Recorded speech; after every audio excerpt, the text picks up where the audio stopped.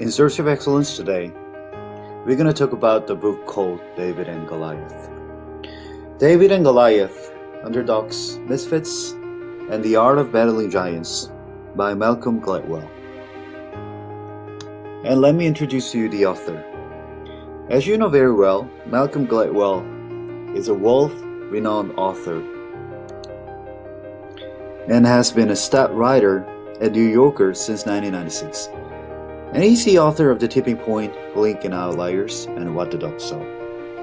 Those are great. Almost everyone is familiar with the story of David and Goliath, but few people take the time to really think about what this story means. From the surface, it seems to be about a shepherd boy overcoming incredible odds to defeat the giant in his midst.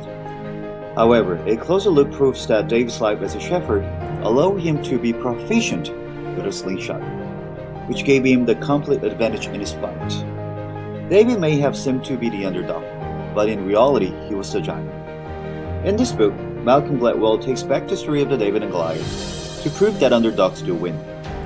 He challenged the way we perceive underdogs and provides ways for us to see how things that appear to be weaknesses can in fact turn into your greatest strength.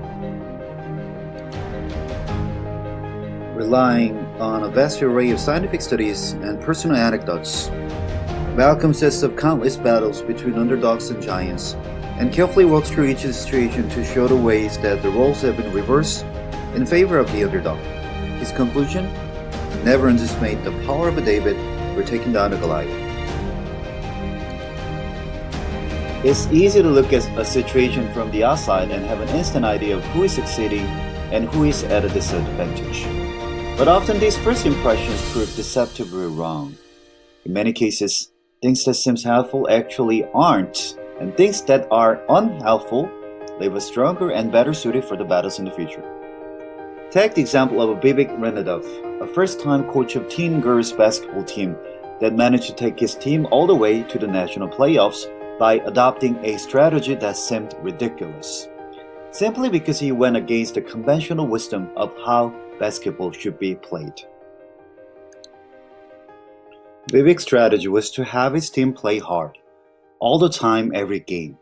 They adopted a full court press and ran all over the court, especially forcing the other team to give up the ball so that they could score easy layups. Was it pretty to watch? Absolutely not. His players had their arms flailing everywhere and had to work hard for every basket they made. It was a massive strategy, but it essentially worked to hide their biggest weaknesses, which was the fact that they weren't very good basketball players at all.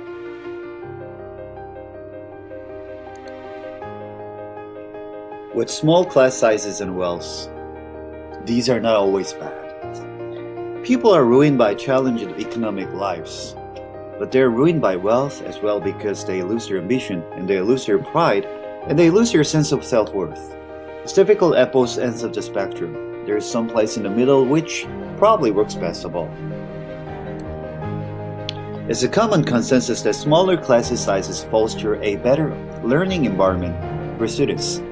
A full 77% of Americans believe that smaller classes allow students to get more individual attention from their teachers, which helps them to perform better. But when you look at recent studies, the statistics seem to tell a different story. The majority of studies done on class size found that there was little or no discernible benefit for students in smaller classes.